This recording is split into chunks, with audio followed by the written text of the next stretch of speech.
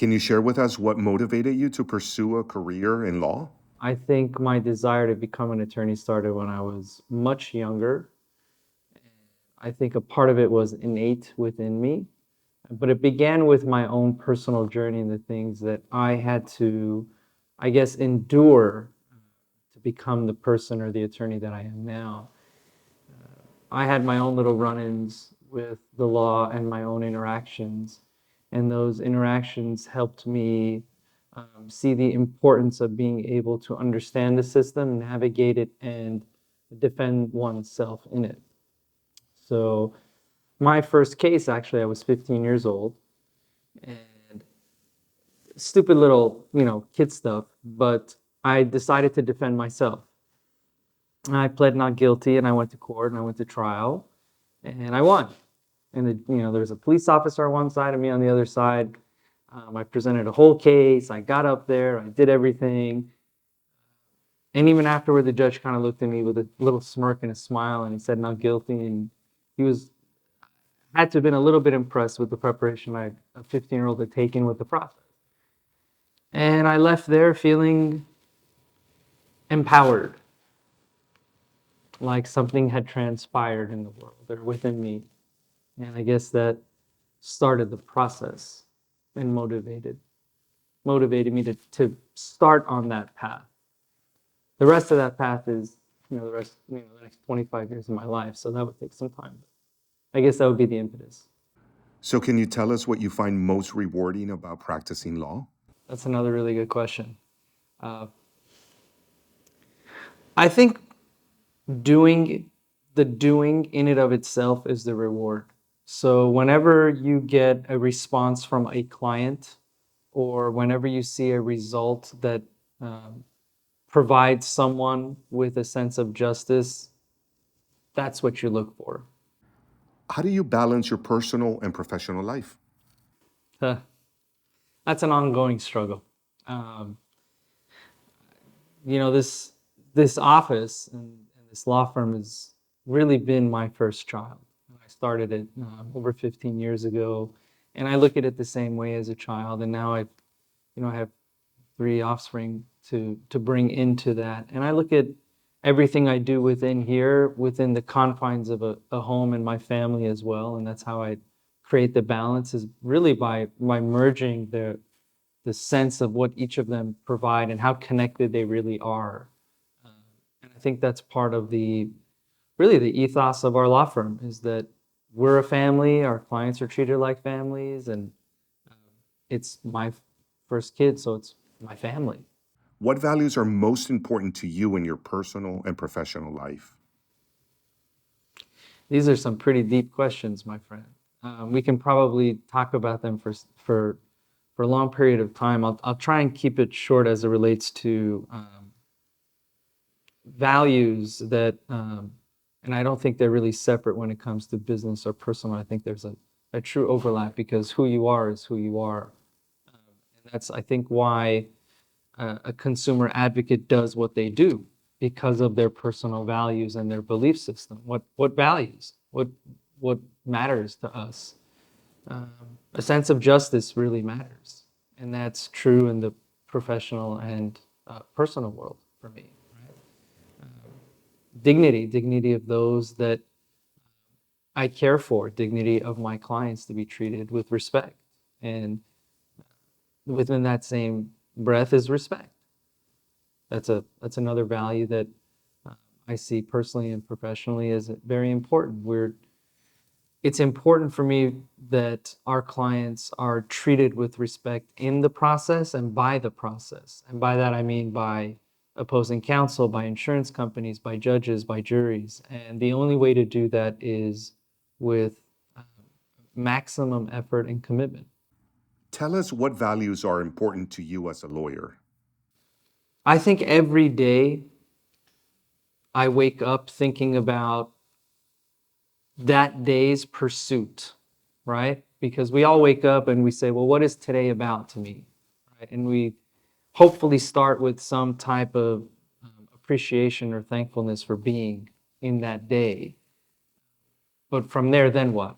You're in pursuit of something. whether you subconsciously or consciously know that you are in the pursuit of something throughout your day.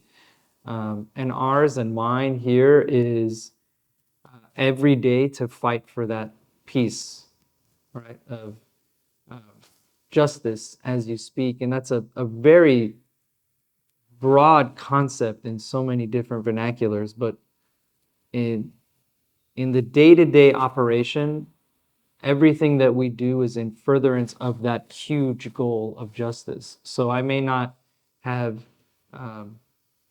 obtained justice today, right? And my clients may not obtain justice for years, but every day, if we're within that pursuit, that result will take care of itself. So it's more important to focus on the process, or really the pursuit, because everything else will fall into place.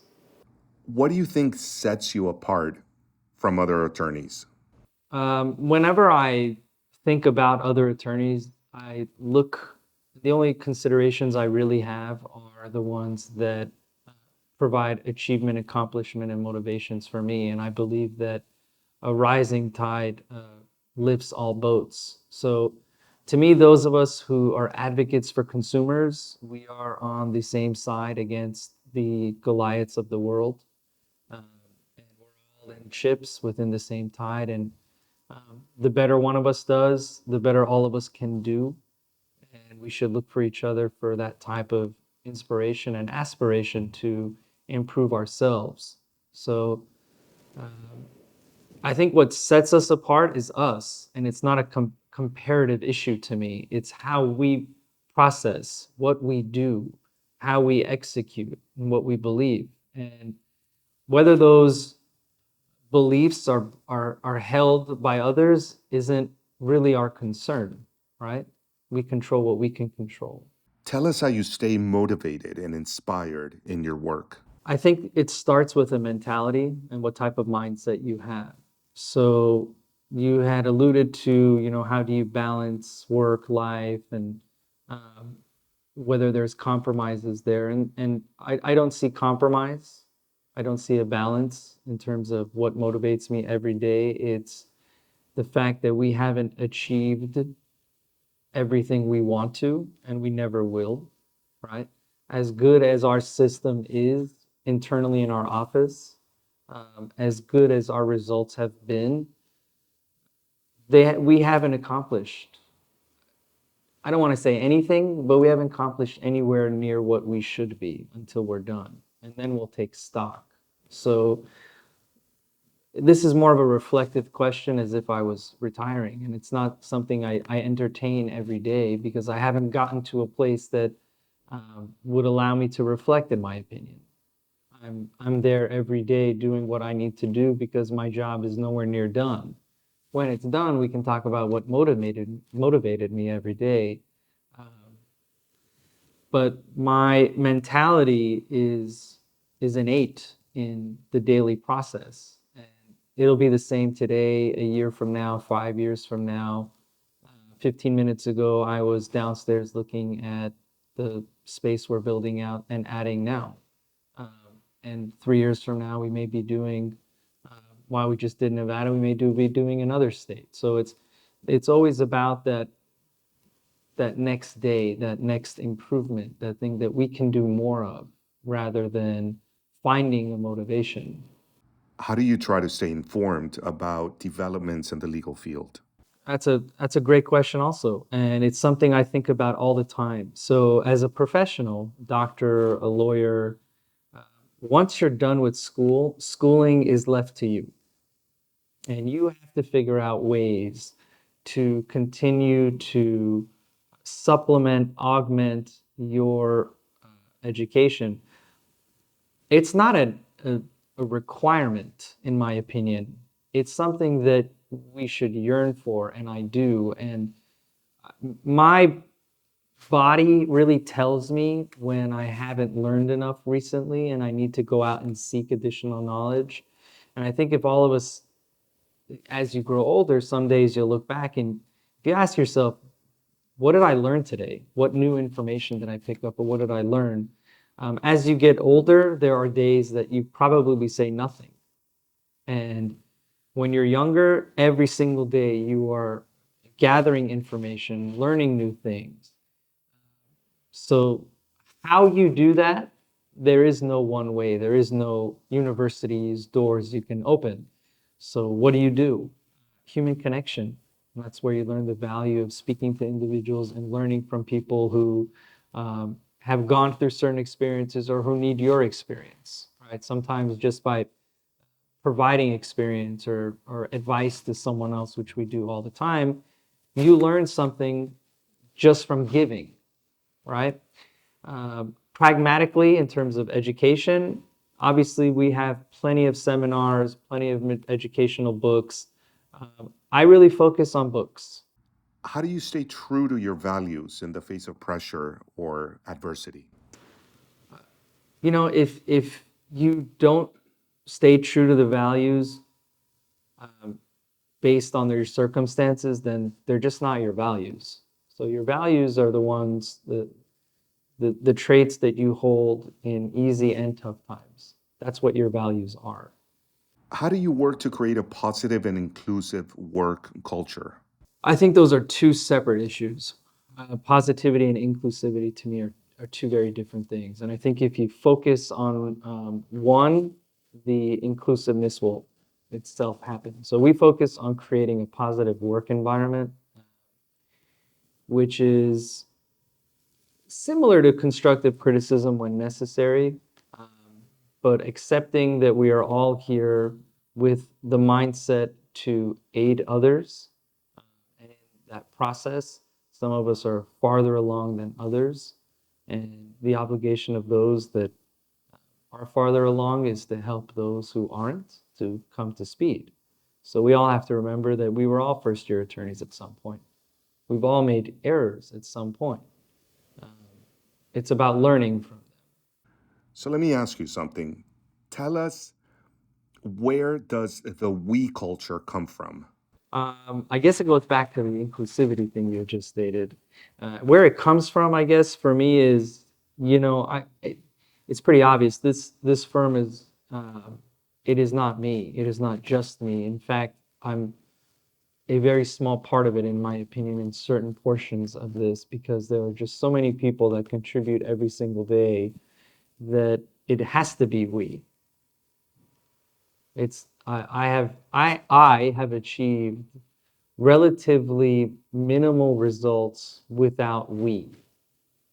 And that goes here, that goes everywhere. You want people, every human wants to be part of something in their life that is greater than themselves. And if you don't, you haven't found your we. But once you do, once you find your we, then I think everything else you do in your life flows from that. And you've found a home and a purpose for you. Can you share an example of a case that was particularly meaningful to you and tell us why? I don't know, I think you're asking me this question because about a couple of weeks ago, we both received an email from an old client. And I don't know why that's popping into my head, but um, assuming that's what you had in your head, sometimes I think you ask me questions that you already know the answer to, but we had a client about 10 years ago that was in a really bad truck accident. And he was a 26-year-old kid who had four kids of his own, um, who was making a go of life, doing everything he could, and that accident made his entire life fall apart. Uh, it might have been more than 10 years ago. And I remember when I would talk to him, and he was close to being a 5150, which was he was going to commit himself or he was on the verge of committing suicide. And he didn't know what to do with his life. So I called him every day, probably for 6 months. And I checked in on him every day. And nothing about law, just how to hang in there because he wanted to give up. And I had felt that if he wouldn't give up on the case, that would be a corollary for him to not give up on life. And that if the results of not giving up on the case were ones that showed him that, wow, it was worth not giving up, then he would turn his life around. So he stuck in there, and I did everything I could to litigate that case and prepare it for trial, knowing that if this kid went to trial, it's um, probably going to psychologically drain him even before he walks into the doorsteps.